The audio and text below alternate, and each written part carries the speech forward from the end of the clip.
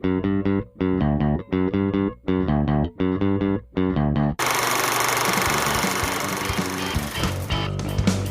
to Film Strip.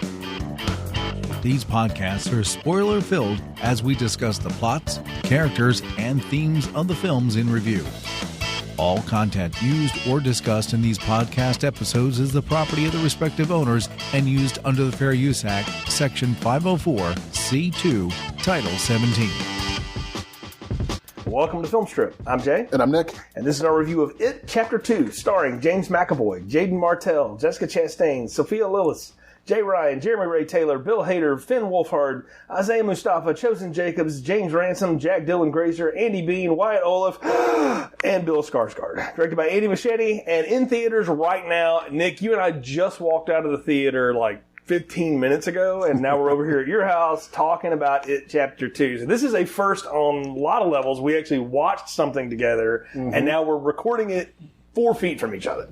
Well, I got to correct you there. It's the first full movie we watched together. We're always going to keep on bringing up The Specialist as his long-lost treasure because he did watch like the last half hour of it with me because he got to my house and I was really behind on trying to watch it, so I'm like, just bear with me. So, well, he's half true, but... Yeah, this is the first one we're releasing to the public, and this will be a little different episode because obviously it sounds different. We've got different mic setups. We're not going to do our usual thing because this movie's in theaters right now, and like I said, we just walked out of it. I didn't have time to do a plot summary. If you've seen it or you have any interest in it, you probably should watch it before listening to us talk about it because we are going to spoil the heck out of it. Yeah, and as while it's, very different than the miniseries, it still kind of follows the same type of structure as far as the phone calls, them coming back together, they're getting there, them all encountering it on their own way, and then them getting together and taking it on in the end and then defeating it. So exactly, yeah. All that happens. They just get there a little bit of a different way than the book does, and then that miniseries did. And and if you go back through the archives, you can listen to Nick and I talk about the miniseries, and then beginning of 2018, we finally got around to talking about It Chapter 1, as it's known now. I didn't see that in theaters. Well, I sort of waited on it. We came around to it, and, I stand by my review of it that I thought it was fine. It wasn't that great. It didn't really engross me into it last time. So I went into this with, zero expectations at all. I just wanted it to be somewhat entertaining. And the only thing I knew going in was that it was 2 hours and 50 minutes long. Yeah, you seem I can tell you're getting older because now you seem like to be the first thing is like, oh, this movie's this long. I'm like, oh, Jay's planning his bathroom breaks. Well, it's more of the can my back take it? But we picked a good theater that has really comfortable chairs. So that's shout out to Our Town Cinemas in Davidson, North Carolina. So nice theater, other people that go see it, not so much. We had some talkers behind us. And the first time in the history of me ever going to a theater, I actually had to get up and go get an usher because this guy who was sitting next to my wife was on his phone all the time. So... Yep, but it didn't ruin our experience. But anyways, since we're going to kind of bypass the whole plot summary and we're not going to do the whole breakdown scene by scene, I figured probably the best thing to go is, out of it, what is your favorite parts, I guess, of this movie? I mean, the thing that I will give the Gary Dauberman, the screenwriter, and Andy Muschietti, the director, credit for is the way they brought the losers back together is different than the way it works out in the book. Mike basically lies to them and says, I just need you to come back to Derry. And they all show up and they have the big Chinese dinner and it's a big laugh and everything. And none of them know why they're there at that point. As in the book and in the the miniseries, that was a big deal. Like he told them and then they had flashbacks. They have to be brought back together, and then he tells them, look, I've discovered this ritual with the help of Native Americans, which I do want to talk about that. But what I really loved about it was how they each kind of had to go on a sort of a solo walkabout, and we got flashbacks with the younger versions that unveiled more of their encounters with it, and how they learned how to manifest their fears and ultimately conquer them, and how they each had to come up with like an inception totem as part of this ultimate ritual of Chud that they wanted to go through. I liked that. I thought that was smart. I thought the casting of the adults was dead on. Not only in look-alike, like the faces are really good, but just the people that they got. I love James McAvoy in anything. So he's great. Jessica Chastain, same way. She will always get a pass from me because she's a great actor. I don't know Isaiah Mustafa from anything except the Old Spice commercial. I was going to say the Old Spice, yeah. Yeah, but he's good. He's not really in it that much, oddly enough. He's kind of in the beginning, and then he has a scene, and then he's at the very end. James Ransom I've loved forever. He's a good character actor. He's one of my favorite things of the Sinister movies as Deputy So-and-so. He's really good in that. And Bill Hader is the surprise for me because I don't dislike him. I just don't know his stuff. I know him from his bits on SNL, and he's been in a couple of bit parts in movies. He was in Forgetting Sarah Marshall, and I thought he was great in that, but he kind of played the straight man in that. And so I don't know him and his comedy. I thought he stole the show and was hilarious the whole time through. And I don't know the dude that they got to play Ben, other than he looks like either he could be selling you workout gear on QVC, or he looks like he's a pastor at like a megachurch. And what that was surprising, though, especially with the actor who played Ben, was he has the same exact eyes as the kid version, even though it's like, okay, the kid's really big and pudgy and everything, and then he's like, Mr. P90X and everything. And they do like to show it off a little bit there. They had a kind of a shirt, a scene where he's showing off his six-pack and everything with Pennywise cutting into him. But, it's funny, though, watching the back and forth. I'm like, I could actually believe that he could actually have been that kid if he discovered, like, protein shakes and a personal trainer. Because he looks as the face structure, and he's got kind of big bones, too. So it's almost like, the heavy-set kid. But, totally agree with what you're saying there. I think, like, out of it, especially, I think the most interesting and most memorable scene actually has to be the beginning scene again. I mean, I think that's what anybody's going to, when they talk about it, is the first thing they'll bring up is the Georgie scene that we saw in the first movie, whereas this movie has a pretty strong opening where we have kind of like a carnival going on. There's just this carnival going on in Derry that's always in the background throughout the movie. I guess there's some type of festival or something going on. Yeah. And there's two gay guys, and they're just going about enjoying their day, and they run into basically, a group of four, super violent homophobes who decide to basically beat them up. And they end up beating them up really, really well, and then throwing one of them over the bridge where Pennywise scoops him up and bites basically into his rib cage. And it's not even the Pennywise part that I thought was brutal. It was more or less the beating that these guys gave to him, because that was pretty brutal, and that was probably for me the hardest part to watch, because it is somewhat true to life if you watch the news or something like that, the way people like to beat up on people that are different than each other. And I just think that was probably the most effective scene in the movie.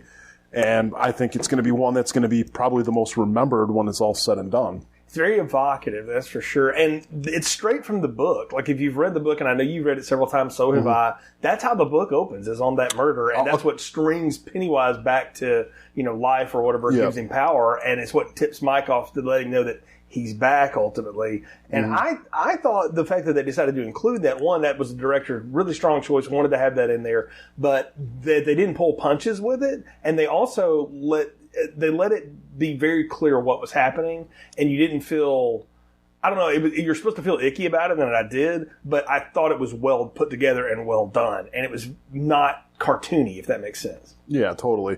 Yeah, I mean, I got to correct you there. I've listened to the book multiple times. You read with your ears. That's okay. Yeah, I know some people will be like, well, you didn't technically read yet. I read it to you. But if it's some old guy in a sound booth or minor monologue, it's all the same. But I mean, like I said, though, with that scene, I thought was really, really well done.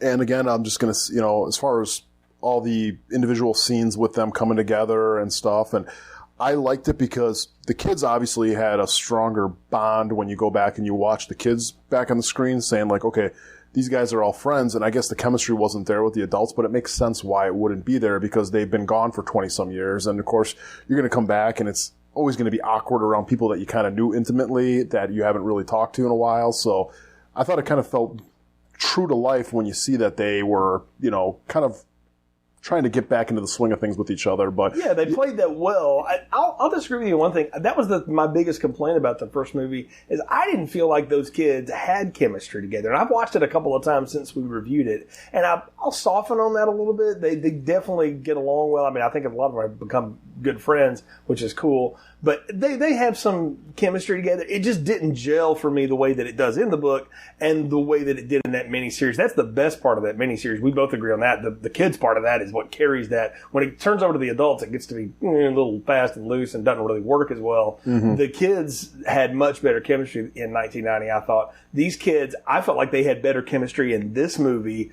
with the scenes they had, and many times they're not even together. It's only in just small pieces where they are, but I thought the adults gelled well because you got really good actors in there who can all play parts, and you didn't get people that are, I guess Jessica Chastain's a megastar, and McAvoy in some ways, but he's always playing characters, right? And I mean, there's one scene where he's having a flip out with Mike when they're talking about the Indian ritual of Chud and all this stuff, and I swear I'm watching him do his same performance from Wanted when they're trying to tell him he's a super assassin with a heartbeat of 500 beats a minute or whatever. He does the same face. I'm like, it's Wanted again, and I think I'm the only person on earth that likes that movie. But yeah, I thought the adults had great chemistry together, but they played the part well where like they didn't know why they knew each other. And I think Ben's character has the line of like, I don't remember when I forgot you.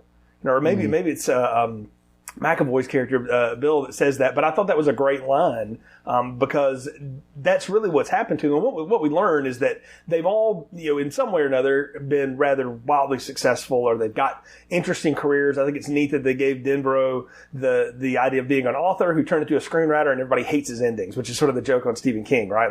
And I think King has a cameo where he jokes about that. A lot of people do. Yeah, well, and we did too. I mean, we go back to our Stephen King shows. I mean, we talk about all the time that he can't stick the landing. I thought, Bev's still the abusive husband, and she's, the business partnership where she's the fashion mogul. Ben's still the architect. Richie's still this, famous comic. Or I think in the book, he's actually a DJ, but they've, in the miniseries and then in this movie, he's a stand-up comic. He's Bill Hader in real life. And so I like that they folded all that through for us, but they didn't spend too much time with them in their lives apart from Derry. And going in, I was afraid, like, am I going to have to spend 30 minutes sort of watching everybody in their life? Because that was part of it that really drug down the old miniseries. I thought was, I don't care what these people are doing. I need them to get back together and start having moments together. And they throw them in Derry pretty quick. And that's one thing I will compliment the screenplay on is I like the way they cut out some of the stuff in the book that didn't need to be there. With, Bev and her husband like tracks her down to Derry and everything. And then even Audra, who's Bill's wife, who comes back, and then she ends up being the damsel in distress at the end with Pennywise. I'm very happy that was all cut out, because it just seems like that would be very superficial as far as what the entire, I guess the thesis of the movie is about friendships and, not being scared and, all that. And very happy with that. But the one thing I will say that I wish that they did cut out that was included, and they hadn't out in the first one, was the Bowers stuff. Yeah. It was, for a movie that's 2 hours and 50 minutes long, and, it was a long movie, they probably could have saved a good 15, 20 minutes by cutting out his character. So, it turns out he survived that fall in there. I'm going to say that Pennywise saved him. Yeah. That's what I'm going to go with, because he came out with some of the dead bodies. He gets arrested. He ends up going to an insane asylum. He gets, blamed for all the murders and everything, very much like the miniseries in the book. And the same thing is Pennywise gets him out of the place to go kill the losers. And he ends up stabbing Eddie in the face. Eddie then stabs him in the chest, which, again, I have to think that Pennywise kept him alive, because he got stabbed pretty deep right in the sternum. I'd have to imagine that's got to nick an artery or, your left ventricle in your heart. But he ends up then going and attacking Mike. But in the change of it, which I'm glad that they did, is that he didn't hurt Mike enough where he had to be hospitalized. Right. Because that was always the part that bugged me in the book, was Mike was this big driving force that's going to bring them all back, and then he's got to sit out the final battle over at the freaking, hospital and stuff like that. It was always a waste of his character and everything. So I'm glad to see that while they had most of that in there as far as the Bauer stuff goes, it didn't put him in the hospital. So again, it's like you could totally remove the whole Bauer stuff and you're not going to lose anything in the movie, except for to make it maybe a little bit more of a, less of a running time, which would have been a little bit nice. No, I agree with you. I don't think the Bowers thing forwarded anything at all, other than it was a point when Eddie's freaking out later on, and he does freeze up at one point when there's this spider creature on top of Richie, and Ben has to come in and help save him. And, Eddie's all freaked out about how he froze up or whatever. And Richie has to pep talk him going, you're the guy who pulled a knife out of your face and stabbed Henry Bowers in the chest. So, it's part of that pep talk. But again, you could have done that with something else, with the multiple action scenes that they have in this thing, and not needed it. And the Henry Bowers stuff works. It's like watching a remake of the miniseries. They do the same stuff, except who he attacks and how it goes down. Yeah, I didn't need it. Yeah. Luckily, they didn't include the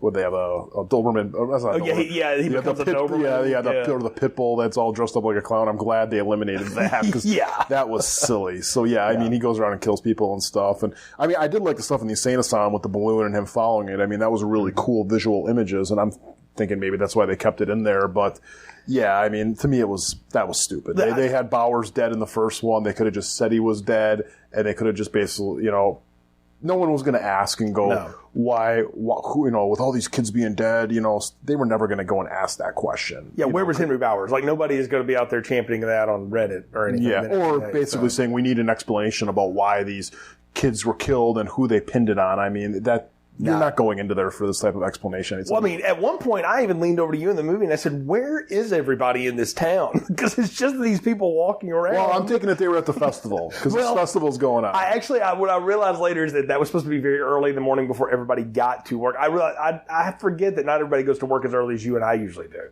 And so it's not, when everybody there. So I was like, okay, they populated the town later, but, that's always a trope of, especially the 80s slasher movies, is that there's never anybody in town because, one, they didn't have the money for it, and two, it just muddies up the cast. But in this case, we get a lot of that. I thought they did a good job of centering everything, and I think one thing that Muschietti really leaned into was the imagery of those balloons, man. Like, from the first kill, when he's killing that Adrian Mellon guy on the side of the riverbank there's balloons just flying in front of his boyfriend there, and then that, obscures what happens. He doesn't get to see all of it, and there's always balloons, and in the final thing, Pennywise comes out as, a giant spider creature from a balloon pop. And I like the fact that they just kept that balloon imagery going and leaned into it, because that's definitely not something that's in the source material, and it wasn't something that we've ever seen before, and they decided, we're going to lean heavy into this clown motif and all this balloon stuff. Yeah, it's his calling card, and I thought you were going to bring up the fact that when you probably drove through my neighborhood to get to my house, you see all these balloons everywhere right now. Thankfully, they weren't red. I was thinking that would have been really cool if they would have been red. Yeah, there's a yard sale thing going on this week in my subdivision, and people had balloons out to be able to designate that they were having their house was doing it. So I thought it was kind of interesting timing, but yes, it should have been red. But speaking of that, though, even like the other day, I was driving around and we went by another movie theater, and that was what they were doing, is they put like red balloons coming out of the sewer grates in front of it. So that's smart. It's kind of a good little marketing thing, and everybody's got to have their calling card as far as a villain goes. So it's good that I'm sure that's why they push that element to it and everything. But I agree with you too, though, the fact that they didn't lean into the spouses too heavily. I mean, they did give Beverly a great moment, though, when she's leaving her husband after they've had a fight, and she's clocked him over the head once, and he's talking about, you're nothing without me. They bother to let her stop and take her wedding ring off and drop it on her stoop as she's walking out of her door. Mm-hmm. And I like the fact that they let her be like, I am done with that life. I'm not going back to that no matter what happens. And one way or the other, Bev wasn't going back to that.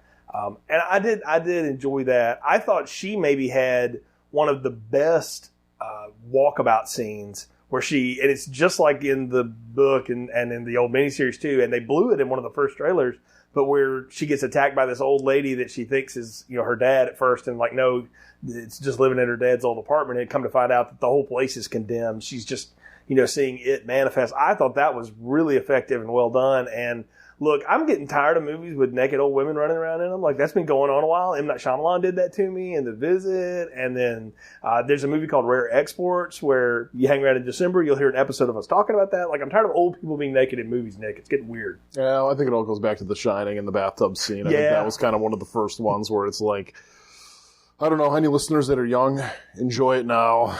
That's the horror of everything is going to if you're lucky, you're going to eventually look like that. So. Right. So, but no, I did think Bev's scene, it was one of the longer ones too, and I thought it went really well. They added something to Bill's character here this time that I thought was pretty neat, though, is that the whole setup has always been that Georgie went out to play in the rain because Bill had the flu and couldn't go out. So that's why he built him the boat so he could go play. But as we find out, that Bill was actually pretty okay. Like, he was getting over it, but he could have gone out. He just didn't want to. Mm-hmm. And he's blamed himself, even subconsciously, for that all of these years, all 27 years since it happened. And I thought that was a neat wrinkle to add in. It wasn't something I expected. Yeah, he totally, he admitted that, he was on the mend, and he could have totally went out there and played with him, but he just didn't want to. But, it's kind of like one of those things where, if anything bad happens to someone that whether they're injured, died, whatever, that you're always going to look at yourself and what all the dominoes that fell over, and you're going to blame yourself for one of those and say, I could have prevented it. But when you really look at it, I mean, that's just usually survivor's guilt and everything. And that's what really Bill had. And that was kind of his whole crutch here, or the thing that he had to basically come over, was his survivor's guilt with his brother and stuff. And he does come over it when he realizes that, in the end, no matter what, if it would have been, whether it's then or it would have been another time, Pennywise would have probably got him. So, I mean, it's one of those things that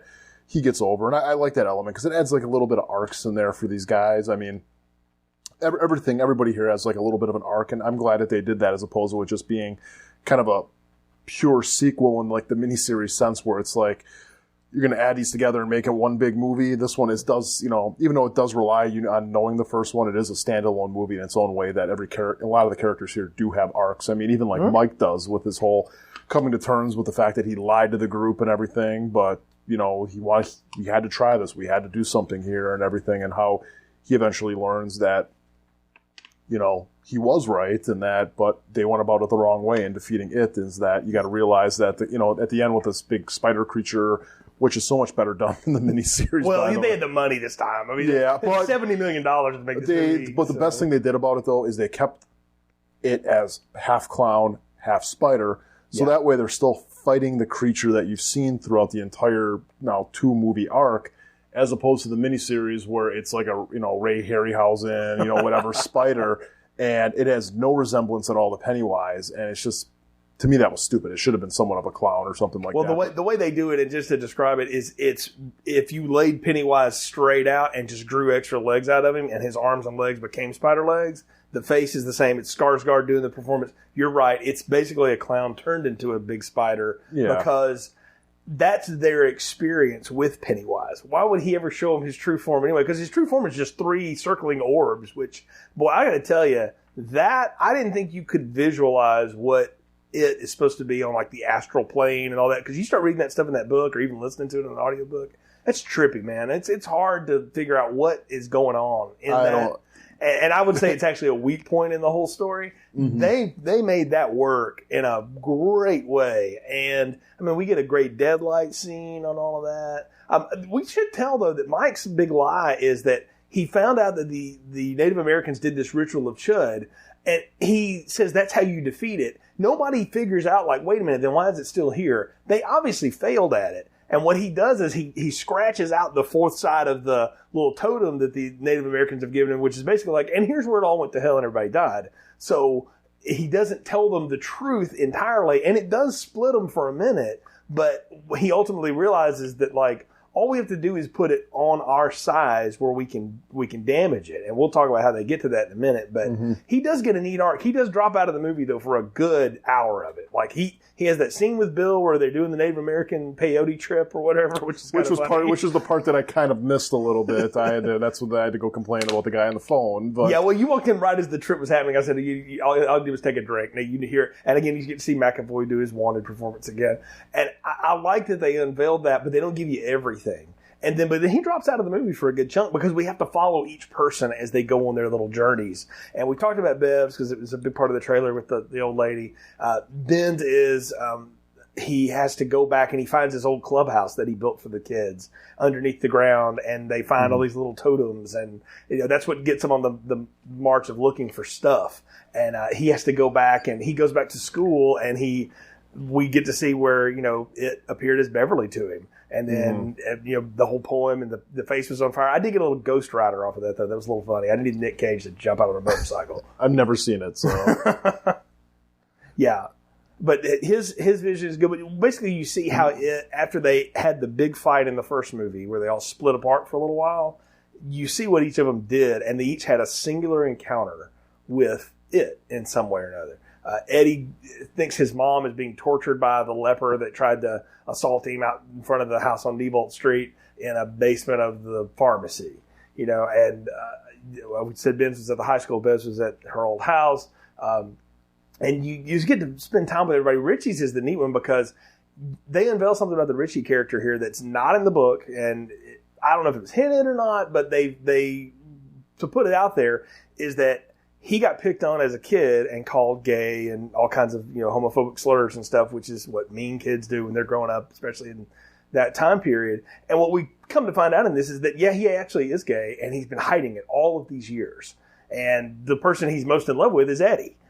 Eddie doesn't know this, of course, but we get hints of that throughout. And I wanted to ask you what you thought of that character change and reveal here, because it's been it's a big part of the story. It'll definitely be something people talk about from this.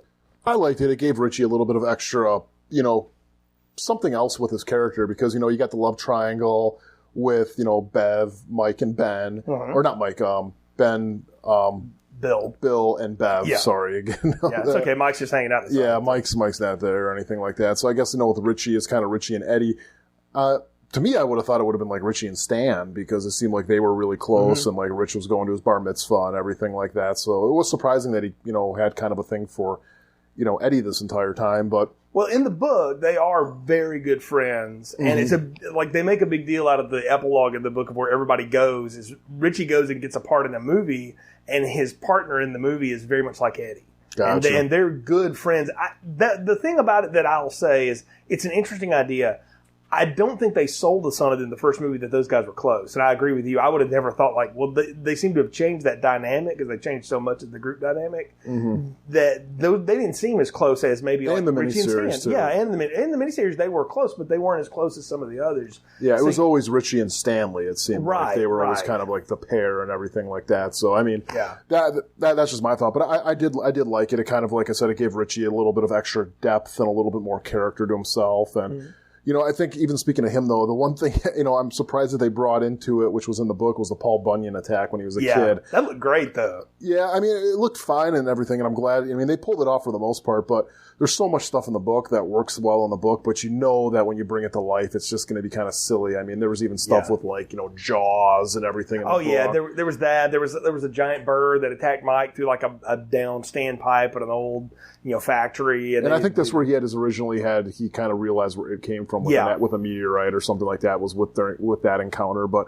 yeah, and that's interesting, because the one thing they changed in the last movie was that Ben got the role of being sort of the historian of the town and seemed to know all this, and now they've just laid it all back on Mike, is that he picked that up and now he knows all the history, and that was how the character was originally. And if you go back and remember from that first movie, that was one of my complaints, is there was no reason to change that, because when you change that, you take away the thing that made Mike interesting for the group. I mean, each of those people plays an archetype of something that could be bullied, in life. And that's what Stephen King is writing about. You've got the abused girl. You've got the stuttering guy who has a family tragedy.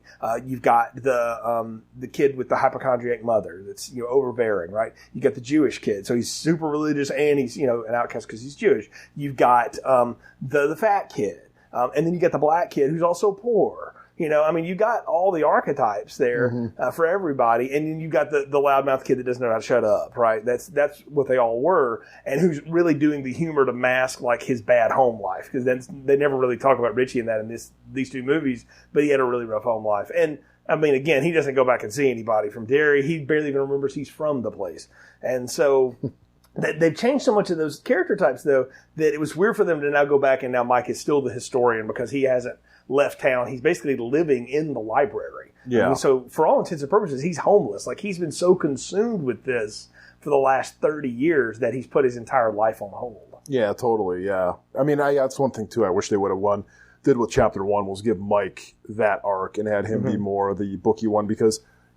kids are mean, and, you're already making Ben the fat kid and everything like that. It was now to sit there and we're going to have his character be the nerdy one and everything, get picked on because of that as well. It was just, it would have been better transferred over to Mike, considering especially that they followed the book in part 2. Yeah, and that's the thing, is they basically course correct that in the second part, which is fine. It worked out, but it is a change of things. Let's talk a little bit about Pennywise, though, and what you thought of Skarsgård. Forget about him, yeah. Yeah, it's easy to do, because he really is only in a few pieces of this, and it's really in the last 20 minutes is where you get most of Skarsgård. I thought his performance was weird and different last time, but I honestly thought he was probably the best part of it. And I don't know that I'd think any differently this time. I thought he did a good job of being menacing and weird and scary, but also... that Pennywise had a lot of tricks up his sleeves. He tricks the one little girl that's got the birthmark on her face when she's like, "You're a stranger. I don't talk to strangers," and he's like, "Oh, boo-hoo, nobody wants to be my friend." And I'm like, man, that's exactly what a predator does. Like, it was well done the way he performed all of that stuff. Oh, yeah. He's trying to play on sympathies and trying to be like, oh, we're one and the same. And then even with the little girl, he's like, I can blow it away and stuff like that. And I'm sure, too, like, she's probably always, heard stuff from her parents, like, oh, that's your special thing or whatever. Yeah. I'm going to, stuff that parents do to help out kids and everything with, stuff like that. And, sure. He's playing on that, and then he ends up biting the girl on the face and stuff like that and killing her and everything. And one of the child kills, though, the one in the funhouse with this little boy that we keep on seeing throughout the movie. Yeah. So Pennywise basically breaks through the glass and chomps down on this kid, kind of like the shark in Deep Blue Sea with Samuel L. Jackson. Yeah. It blood splatters everywhere and then disappears. Was that kid actually killed? I don't think he was. I think it was all a lure to get Bill in there to try, because what happens at the end of that is exactly what Pennywise wants. Bill talks all the time about, like, you can't give into the fear because that's what it wants. And at that moment, he gets a phone call from everybody who's waiting on him at the library, and he's like, I'm going to kill it. I'm not going to drag y'all there. Bye. And he hangs up and he goes off by himself. So Pennywise knows, like, I've got to split him off from the rest of the group because Bill is the leader of the group. And without him, the rest of them will fold. And I don't think that kid gets killed at all. I think Pennywise, using his powers, realizes Bill had an encounter with that kid earlier in the movie. Like, Bill has a great moment where he... See, I don't even think this Bill's encounter with him. I think he remembers him from the restaurant, and then I think everything else of that kid that's an interesting was take. Pennywise's illusion, because the fact that the kid appears right on the street when Bill's remembering when he was talking to the sewers and Pennywise about killing his little brother, and then also this little kid the same age, pops up there and everything. I think from that point on, I think everything on that was just a Pennywise illusion. Because even when the kid's going through the funhouse, I mean, of course, it's like... Bill's a few steps behind. He's calling out the kid. The kid's ignoring him and everything. And I think it was all that he just used this image as a kid just to try to get to him. Because every other instance where a kid was killed or whatever, I mean, there was still evidence left over of the death. And this one just disappears right away. So. I think you can read it one of two ways. The thing is they don't actually find bodies of these kids. The kids just go missing. That's the thing. So... could he have actually killed him in front of him? Yeah, but I tend to agree with your reading of it, that everything that happens at the carnival is just him screwing with Bill to try to throw him off his game, and again, to separate him from the rest of the losers, because without him, they are a mess. And I mean, it is true. Like, they've each got their own powers and bring their own strengths to the group and stuff, but they need him as the steadying force of all of this. And the way it plays, though, is that the group dynamic here is much more even than the last adaptation. I hate to keep going back and comparing it, but we just have to. I mean, that's just how it is. You got to, because it is a movie that, so many, especially from my generation, remember. So. Exactly, yeah. But I mean, Richard Thomas weighed heavy in that group. You could tell. Nobody was doing anything unless he said it. And in the book, it plays that way too. But by the time they're adults, Mike and Richie and even Eddie to some extent, and Ben have much more vocal presence as part of the ritual of Chud and things like that. Where the first time it's really Bill and everybody else trying to keep him sane and alive while they're going. I thought they evened out the group dynamic where everybody played a part and played a role here as they're going to battle with Pennywise. Yep, everybody's important in this. And it wasn't just basically like, Bill and Bev and stuff being like the top ones. Like, even like in the miniseries, it was like, oh, it's got to be Bev because she's the one with the slingshot and everything. God, I'm so glad they got rid of the slingshot. Yeah, they totally took that away. Well, the whole idea there is that Bart Simpson. They still give her the totem. Like, she has the fence post, and she's like, this kills monsters if you believe it. Eddie ends up using that, and it sort of works for a little bit. But that's the whole thing with the silver, is that the only reason that works is because they all believe in it, because they were all kids who grew up watching werewolf movies in the 1950s. And so they that's what they thought it would work, and because they believed in it, it actually worked. They removed that whole bit this time. I mean, last time I think they had like the cattle gun, and even though it wasn't loaded, it still worked on Pennywise because they believed it would work. And that's one thing, actually. I rewatched the miniseries last week, and if I had to review it again, I'd probably give it a small popcorn because it really doesn't hold up at all. It's actually a really bad movie, minus Curry's performance. But even that, though, it's like I can't, for 10 minutes worth of material out of 3 hours. But in that one, even though, too, it's like, the whole silver stuff, I never got from that movie that you're not fearing it and believing in it is going to be what does it. Like, that is not really explained in the miniseries, which I'm so glad in this stuff they explain it. They keep on going through it. It's like, you can't be scared of them. You can't be scared of them, because that's the whole ending here. And I mean, we might as well get into it. It's like they end up Bill's leaving, and he's like, I've had enough, I'm going to kill him. And the rest of the group decides that they're going to go and help him out. They're like, we don't have time to practice. He's on his way going to that Niebolt Street house, and he's going to go down there. So they go down. They knew where he would go. Yeah, because it's the only place to access the sewer, based upon their memory. So they end up going there and going down into, its lair and everything, and then they do the ritual of Chud or whatever. It's funny because I've seen the movie Chud, but don't. So they start doing the ritual, and basically these 3 lights go down. They put the totems in there, and they think like, okay, did we win? Did we do it? And all of a sudden this big balloon comes out, and Pennywise appears and taunts them, and then turns into the half clown, half spider. Basically, if there was a clown in the movie The Thing, this is what it would have turned into. And exactly. And they each get split up at this point while Pennywise is chasing them, and they have to deal with still latent fears. Like Ben gets in he's starting to sink underneath his old you know what it reminded me of? It reminded me of Bill and Ted's Bogus Journey when they're in hell, and each of them had to go to their own private hell and learn how to basically conquer their fears, because that's what it is. Exactly. Like you're going back to the stuff in the first movie again, but in their adult form, and going, you got to be able to conquer. How do I deal with this? Yeah. Bill goes to his basement that he has to deal with Georgie in the corner telling him, "You let me die," and then his younger self saying, "Yeah, you let him die," and that's his fight with himself. Pennywise. Well, and here's the thing: is the ritual of Chud, and it's in the book this way. And Mike drops this line, and I picked up on it. He said, "You got to remember, y'all, this is a battle of wills.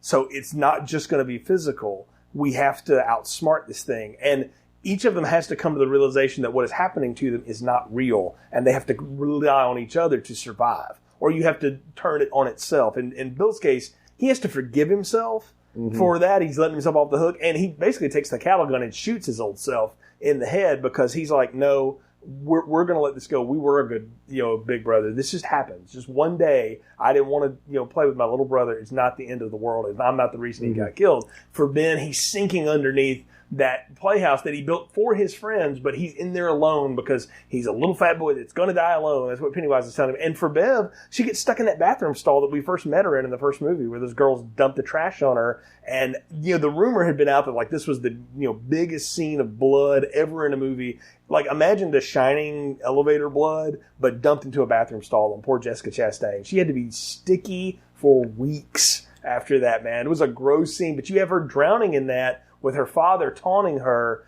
and her and Ben call out to each other and basically save each other. It's also when they finally realize or she finally realizes that Ben's been the guy that's sort of star-crossed for her all these years, even though she can't really remember. But I like how they make them work together, and then they go and save Bill. And then Richie and Eddie have been, trapped back in the old Nebo house again with, like, the very scary, the not scary door. They play it off as a joke. But those two have to work together. Everybody has to work together, and Mike is over the side trying to bring everybody back into center again so that they can still continue the battle. And I'm scared of Pomeranian dogs, so that would have been bad for me. Because that was one of the gags in there was Bill was talking about, like, hopefully Pennywise's true form is a puppy, hopefully like a Pomeranian or something like that. And he opens up one of the doors, and it's a little Pomeranian that turns into a monster eventually and tries to get him and everything. But that was the one thing, though, is like when you watch Eddie, especially earlier in the movie, he takes on it and he ends up fighting back against it when it's a leper, and he, kind of learns that, you take on your fear. I mean, a lot of this is all just metaphors for your subconscious and fears and anxieties that everybody has, and realizing that it's only as strong as what you make it. And if you can conquer it, or you can look it in the eye, it's nothing. And Eddie's one of the first ones to realize that when, he's imagining the leper, attacking his mom and everything like that, and it comes out as a leper, and he ends up just being like, kind of like, screw this, and he ends up choking it.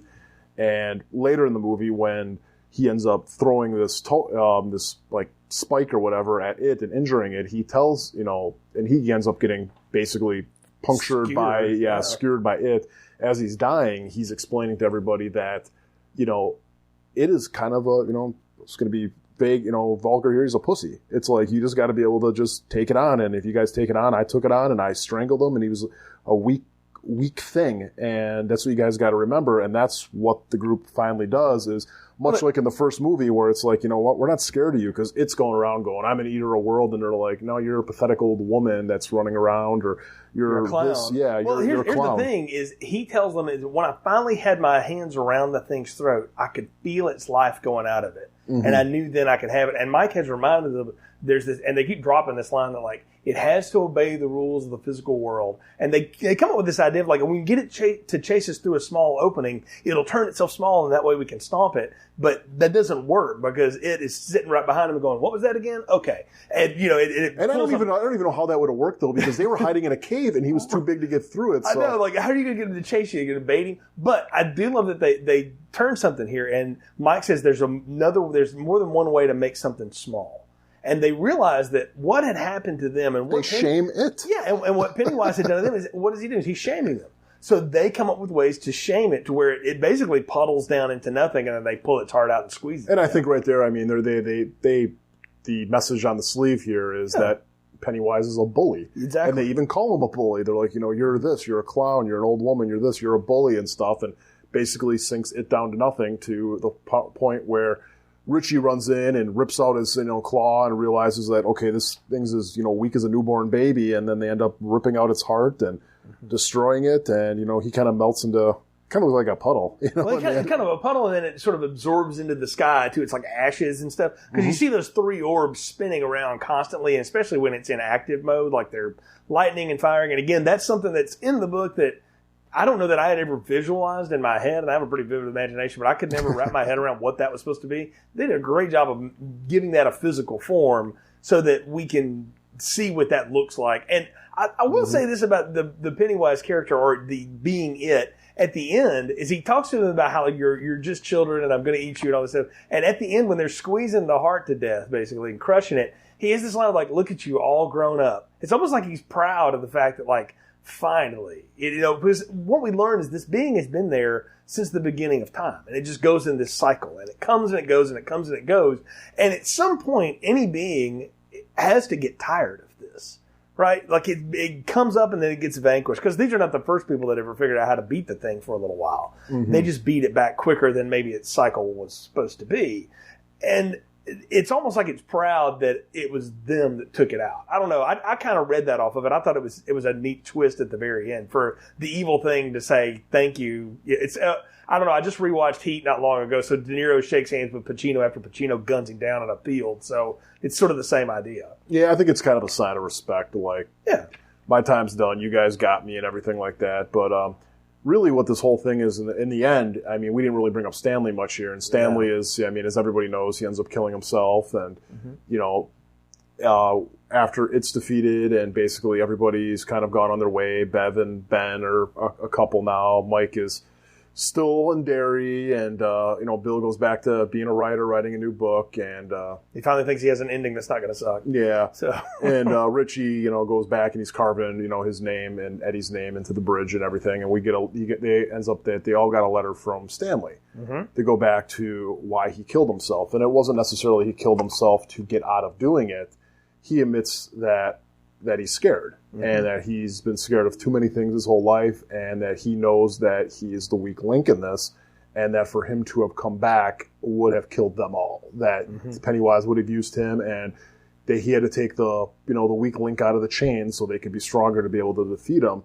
And really, I mean, that's, I think, the whole entire message of this movie is that fears are only things that you fear is only as strong as what you believe they are. Right. And that's what I think Pennywise has always represented is childhood fears of, stuff that, you probably look at and go, that was crazy. You know what I mean? Why was I scared of that? But it's stuff where, stuff that you were scared of as a kid, or traumatic things that happened to you as a kid, that sometimes the only way you can move on with your life is to go back and to face those fears and to realize that you're stronger because of them, and there's nothing to be scared of anymore. And I think really that's the entire message of the movie. And it's also to know what your role is in the whole process. And I'm not advocating for people to take themselves off the board. I want to be very clear about that. Stan's character makes that choice because, as you said, he and Bev share something.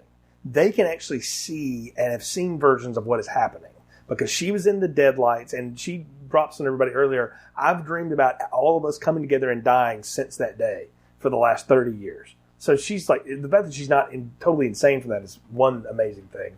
But she sees them die over and over again. And they share a moment with the kids when Stan's like, what do I look like when I'm older? And she's like, just taller. She knows he's dead too.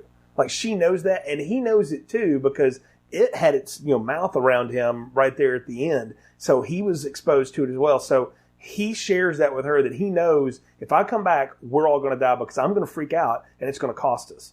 And so I am going to make the choice of self-sacrifice because I know it's what the group needs. And ultimately, like, in growing up and learning how to do anything, you learn how to face your fears. You let yourself off the hook for stuff that you shouldn't be guilty for. That's Bill's real arc here. And you also learn how to make the big step that you're afraid to make. We see Beverly has been really successful, but we know the story with her husband, Tom. She married somebody just like her father, right? Who's just as abusive. And we get a little insight into the abuse. Like, that's always played off as like he was some sort of pedophile or whatever. He was, but his reasoning for it is even more sinister. Her mother died having her, and he is obsessed with his dead wife, and so he like sprays her perfume all over Bev. Did she die having her? Because I thought she mentioned that she killed herself. Is that what it was? Okay, yeah, see, I never was clear on that. It sounded like she was sick. Maybe that's it. And maybe she was dying of cancer or something. And sometimes when that happens, some people are just like, I'm going to go out on my own terms. Maybe so. Well, either way though, that's why he attached onto Beverly in such a sick way, and she had to learn how to let that go and understand that, like, look, that was his drama and trauma, and I took care of it. I knocked him out and I left. And the fact that I repeated that mistake, her leaving that ring on that step, to me was like saying, no matter what happens, I'm not coming back here with this dude because I'm done with this in my life. But she has to learn how to do that. Eddie has to learn that he's a lot stronger than he thinks he is. I mean, they play it off as a joke. Too is you've done all this stuff. Richie gives him your body mass. Yeah, Richie gives him a good pep talk. A neat note there: the actress that played his mother in the flashback scene and in the first movie plays his wife in the cameo here as well. So he literally married his mother. Yeah, which is funny because Bev marries her dad and Eddie marries his mother. Exactly, and right. But I think that was one of the funniest scenes in the movie because, again, like you said, like Bill Hader was definitely the all-star of the whole. Oh, yeah, he got all the good comedy. He and James Ransom really got all the good comedy. But the smart thing, though, because look, that's the one thing the miniseries got right too. Let Harry Anderson do the jokes because that's all he knows how to do anyway. Yeah. And so he cracked the joke. Bill Hader just got to do it with the R-rated filter that he has, and he's funny. The guy is just funny, and I do love that. Like, the last thing Eddie says is like, "I had your mom," like they have that little running your mama joke back and forth for 30 years, and it ends here too. But no, you're right. The whole point is learning how to deal with your own trauma and learning that you have a role to play in this, and play your role and be who you are, and don't be afraid of that. I mean, there's even a voiceover of that at the end. And I don't know. I like, though, that they took away Beverly's super shooter powers or whatever with the slingshot, but they gave her clairvoyance, or at least a version of clairvoyance. And the fact that, in the end of it, like Ben says, how'd you sleep? She's like, I had a great dream. It's like the first time she's probably said that in 30 years. Yeah, because she even said that too. I mean, throughout the movie, is that she always had bad dreams about this type of stuff. Like, she had some vague memory of what happened or what's to come, and that's what always haunted her when she slept and everything. But I mean, when she was in the Deadlights, she saw them all come back when they were older, and what she didn't tell them when they were kids, and she tells them as adults, is, I saw all of us die. So she saw a version of what could have been the future. And she even saw, too, the future where if they would have ran away. Yeah. Where she said, well, if we run away and we decide we're going to do this when we're older, we're not even going to make it to when we're older. We're all going to die, early deaths. I mean, these people are probably all, probably close to my age, they're all supposed to be late 30s, early 40s. Yeah, like late 30s. I guess I'm not late 30s, I'm mid 30s, but make myself feel better. But so late 30s, but it's where she basically told everybody in the movie where it's like, if we run away, we're all going to be dead within 20 years anyways, whether it's because of it or whether because of the circumstances around us that would lead us to our deaths, whatever. And basically what they learned is that they could run away and have a little bit of life, or they could try to take on it and basically have their own future be a mystery and everything. So. Well, they can take control of their lives and not give in to their fear. And that's the thing Pennywise is counting on, is that they will give up. And that they won't do it, or that he can split them apart enough. And as we've talked about, it doesn't work. They're finally able to vanquish him. This movie is, there's a lot that goes on in it, man. And again, we're kind of doing a raw reaction to it here, so it's not the full like step-by-step review. I do think that the decisions that they made in this make this a much more compelling watch, even though it does go on a little too long. For my opinion, this is much easier to go back through because I rewatched that first one earlier this week again just to have it in my head. And I'm not gonna lie, man, it's only like 2 hours and 10 minutes long, and there's part of that I was just checking out. I was like, oh, please just get to the end of this. And I felt like it was long. This one, as long as it is, I didn't feel the length as much, except for the Bauer stuff, which didn't really need to be there. Yeah, I think a lot of it, though, helps because they break the narrative structure by doing flashbacks and everything, and then kind of seeing the reactions, which brings me to even what my thoughts are on this, is that I think a lot of the beginning structure of this movie, with the calls and how they didn't have them do flashbacks right there, was done purposely, that they could somehow edit Chapter 1 and Chapter 2 almost into this big like opus of a movie. Kind of like Godfather Saga? Yeah, and actually follow more of the structure of the book, because in the book, it's all taking place in the adult world, but all the kid stuff is done in flashbacks, and that's how they're remembering stuff. And I really think that they've set that up as far as how they've edited this movie and what they filmed for this movie to be able to really combine them both to almost kind of do that book thing justice. Whether it'll work or not, I don't know. I mean, I think it might be kind of a neat experiment and something I definitely will watch if they do it. And I'm also sure that given the amount of fan edits out there, there's some,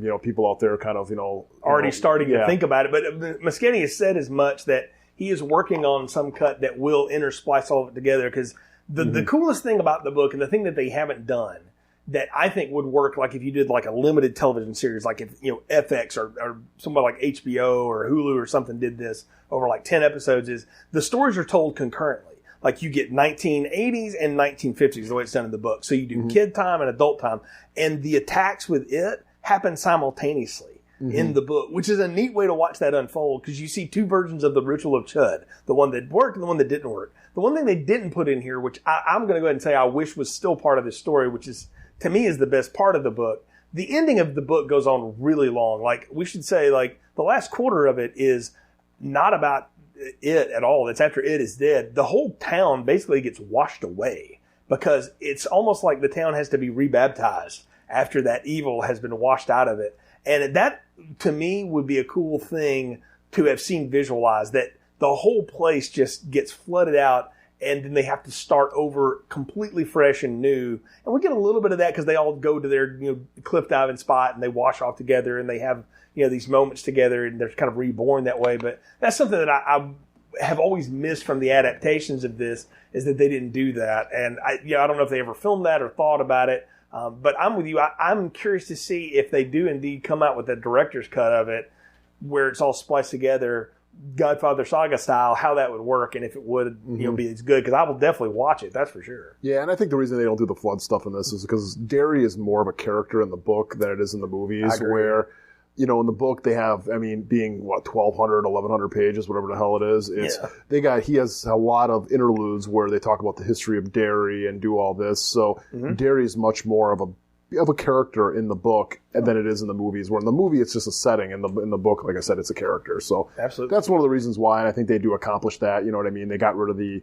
child, gangbang scene and whatever, and replaced that with a blood oath. Yeah, and nobody needed that. Yeah, no one needs that. Even Stephen King admits that was a mistake. Yeah. And even, and then I think the whole, like, washing the town clean aspect is done with them washing themselves clean with doing the, the quarry jump that they do and washing themselves off and everything. So yeah. No, it definitely works better, and I'll be curious to see where it comes from this. This thing, again, is opening huge. I have no doubt it will make a boatload of money. It's probably going to get near $600 million at least. Well, you never know what's going to happen in the future. Stephen King and some of his books, I know the Tommyknockers as well as Dreamcatcher have all made allusions that Pennywise is still alive. So you never know. WB is a business, and I wouldn't be surprised somewhere, somehow, if they even do like a It prequel. They talked about that, yeah. Yeah, going back to like, maybe the Indians that, did the ritual, or maybe even like the beginning of Derry with the foundation explosion and stuff, and kind of, doing it that way. So I wouldn't be shocked. But it's time to do final thoughts, recommendations, and popcorn ratings. So, Nick, what are yours for It Chapter 2? I'm going to go with the same thing I went with It Chapter 1. I'm going to give it a large popcorn. I really enjoyed the movie. It was long. I thought it was a little bit too long. But you know what? I'm not going to knock a movie for being too long as opposed to being way too short and playing it safe. This movie was brutal. I mean, not many times you can see kids killed in such a graphic way on film, and I think it had a lot of great performances. Bill Hader, amazing. By the way, if you had never seen the show Barry on HBO, really check that out, because that's why he brings a lot of the same acting chops from that show into this, because it's a dark comedy. But yeah, I really, really, really did enjoy this, and I can't wait to, I'm not going to go see it in the movie theater again, because 3 hours is a long time on my butt. So I'll wait till the 4K version comes out, and hopefully it can be like a 3-disc one where you got chapter 1, chapter 2, and some hybrid combo one.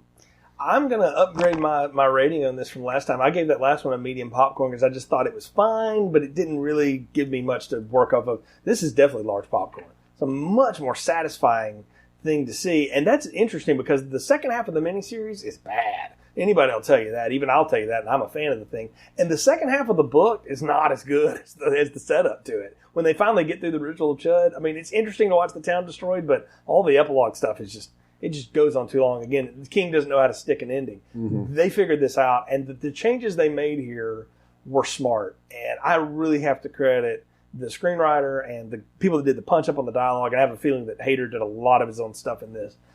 But the actors all came to play. They give a great performance. The director's totally in charge of the camera. We got a different cinematographer this time, but the CGI looks good. It's fun. I don't think I'll see it in a theater again either, because I think 3 hours is too much for me in a theater. But it's definitely one that I'm going to add to my growing digital collection when it comes out, because I've already got chapter 1 on the Vudu, so I'll definitely have to add this to it. And I know that's how my wife said she wanted to see it. She didn't want to sit through the theater experience of it. So large popcorn for me.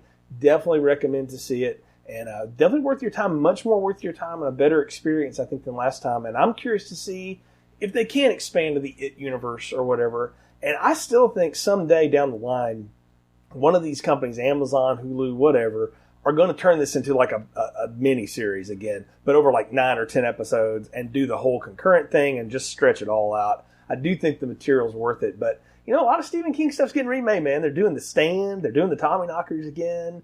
They might take another swing at Dreamcatcher, because goodness knows they missed it the first time. If you've ever seen that movie. So lots of stuff to come from him, but this is definitely one of the better adaptations of any of Stephen King's works. So large popcorn from me as well, and glad we got to watch it. Folks, glad you joined us here for this real special edition of Film Strip. We're throwing this one out a lot earlier than we normally would have. Usually this would have been our mid-September review, but since we were doing it basically live right after having seen it, want to get it out to you quick. We'll be back at the end of the month. Kurt and I are picking back up with Stanley Kubrick. We're doing Barry Lyndon, which is a very... controversial film in his filmography. It's not one that people tend to go to or talk about, but Kurt and I had a good review of that. And then we've got a lot of fun stuff coming up in what we call Shocktober. We got 4 big movies coming up. Not going to spoil all of them here, but we're kicking it off. You and Ron and I reviewed the original Puppet Master.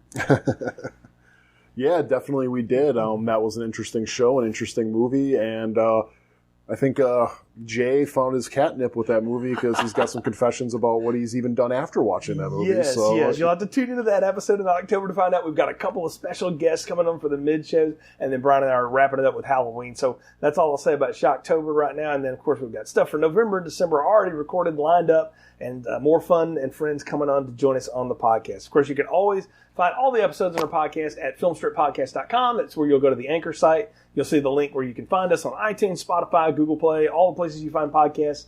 Please leave us a positive review if you like the show. That helps bump the thing up in the ratings and the algorithms and helps other people find the show.